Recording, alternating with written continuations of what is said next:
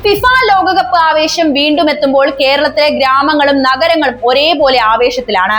ഇറ്റലിക്കും ഫ്രാൻസിനും ഇംഗ്ലണ്ടിനും പോർച്ചുഗലിനും ഒക്കെ ഇവിടെ വലിയ ആരാധക വൃന്ദമുണ്ട് എങ്കിലും ബ്രസീലും അർജന്റീനയും തന്നെയാണ് മലയാളികളുടെ നെഞ്ചിലെ എക്കാലത്തെയും വലിയ വികാരങ്ങൾ.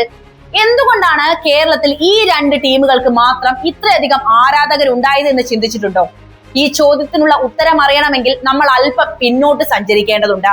മലയാളി ആദ്യമായി ടെലിവിഷൻ സ്ക്രീനിലൂടെ ലോകകപ്പ് കണ്ടു തുടങ്ങിയ ആ പഴയ കാലത്തിന്റെ കഥയാണ് നമ്മൾ അതിനുവേണ്ടി അറിയേണ്ടത്. നമ്മുടെ നാട്ടിൽ ഫുട്ബോൾ പ്രേമം തുടങ്ങുന്നത് ഇന്നോ ഇന്നലെയോ അല്ല. റേഡിയോ കമന്ററികളിലൂടെയും പത്രവാർത്തകളിലൂടെയും ബ്രസീലിന്റെ പെലെയെയും അർജന്റീനയുടെ മരിയോ കെമ്പസിനെയും ഒക്കെ മലയാളി നെഞ്ചിലേറ്റിയ ഒരു ഭൂതകാലം ഉണ്ടായിരുന്നു. സെവൻസ് മൈതാനങ്ങളിൽ പന്തുതട്ടി വളർന്ന മലയാളിക്ക് ഫുട്ബോൾ എന്നത് വെറും ഒരു വിനോദം മാത്രമായിരുന്നില്ല, മറിച്ച് സംസ്കാരത്തിന്റെ തന്നെ ഭാഗമായിരുന്നു അത്. എന്നാൽ കേരളത്തിലെ ഫുട്ബോൾ ഭ്രാന്തിനെ ഇന്നത്തെ രീതിയിലുള്ള ഒരു വലിയ തരംഗമാക്കി മാറ്റിയത് ദൂരദർശന്റെ വരവും ടെലിവിഷൻ വിപ്ലവവും തന്നെയാണ്. 1982 സ്പെയിൻ ലോകകപ്പാണ് മലയാളി ആദ്യമായി ടെലിവിഷൻ സ്ക്രീനിലൂടെ ഭാഗികമായി കണ്ടു തുടങ്ങിയത്. അന്ന് ബ്ലാക്ക് ആൻഡ് വൈറ്റ് ടെലിവിഷൻ സെറ്റുകൾക്ക് മുന്നിൽ നാട്ടുകാർ ഒത്തുകൂടി. ആ ചെറിയ സ്ക്രീനിലേക്ക് ബ്രസീലിന്റെ മനോഹരമായ സാംബെ ഫുട്ബോൾ ശൈലി ഒഴുകിയെത്തി. സീക്കോയും സോക്രട്ടീസും ഫാൽക്കോവയും ചേർന്നൊരുക്കിയ ആ സുന്ദര ഫുട്ബോൾ മലയാളിയുടെ മനസ്സിലേക്ക് ആഴ്ന്നിറങ്ങി. ടൂർണമെന്റിൽ തോറ്റുവെങ്കിലും ബ്രസീൽ ആരാധകരുടെ മനസ്സിൽ അന്ന് ഒന്നാമതായി. എന്നാൽ കേരളത്തിലെ ഫുട്ബോൾ ചരിത്രത്തെയും ആരാധക സംസ്കാരത്തെയും എന്നേക്കുമായി മാറ്റിമറിച്ചത് 1986 മെക്സിക്കോ ലോകകപ്പാണ്.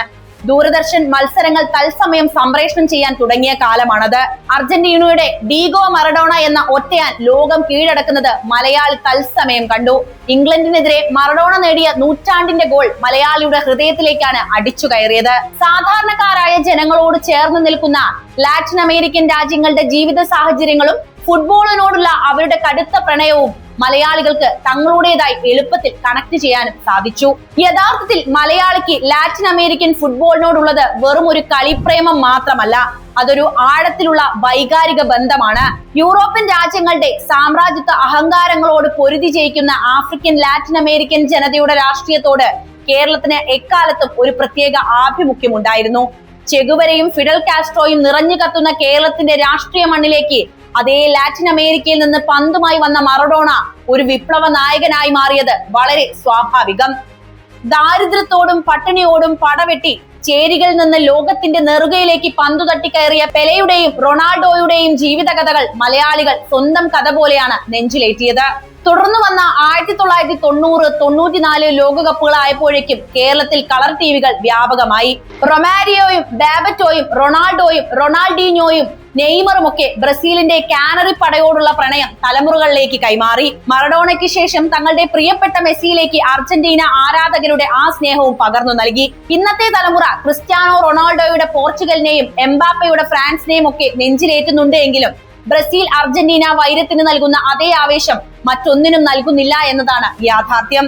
യൂറോപ്യൻ ടീമുകളുടെ കളിയിലെ യാന്ത്രികതയേക്കാൾ ലാറ്റിൻ അമേരിക്കൻ കളിക്കാരുടെ പന്തിലുള്ള മാന്ത്രികതയും ചടുലതയുമാണ് മലയാളിയെ എപ്പോഴും ആകർഷിച്ചിട്ടുള്ളത്. മൈതാനത്തെ കാൽപന്തിന്റെ സൗന്ദര്യവും നാടകീയതയും മലയാളി അനുഭവിച്ചറിഞ്ഞു. യൂറോപ്യന്മാർക്ക് ഫുട്ബോൾ ഒരു കണക്കുകൂട്ടലാണ് എങ്കിൽ ലാറ്റിൻ അമേരിക്കക്കാർക്ക് അത് ശരീരവും ആത്മാവും ചേർന്നുള്ള ഒരു നൃത്തമാണ്. ആ നൃത്ത ചുവടുകളാണ് മലയാളിയെ കാൽപന്തിന്റെ യഥാർത്ഥ കാമുകനാക്കി മാറ്റിയത്. അങ്ങനെ റേഡിയോയിൽ തുടങ്ങി ബ്ലാക്ക് ആൻഡ് വൈറ്റ് ടിവിയിലൂടെ വളർന്ന് ഇന്നത്തെ കൂറ്റൻ ഫ്ലക്സുകളിലും വലിയ സ്ക്രീനുകളിലും എത്തി നിൽക്കുന്നതാണ് മലയാളിയുടെ ഈ ലാറ്റിൻ അമേരിക്കൻ ഫുട്ബോൾ ഭ്രാന്ത്. ഒരുപക്ഷെ ബ്രസീലിലും അർജന്റീനയിലും ഉള്ളതിനേക്കാൾ വലിയ ആവേശത്തോടെയാണ് ഇന്നും കേരളത്തിലെ ഓരോ ഗ്രാമങ്ങളും ഈ ലോകകപ്പ് കാലത്തെ വരവേൽക്കുന്നത്.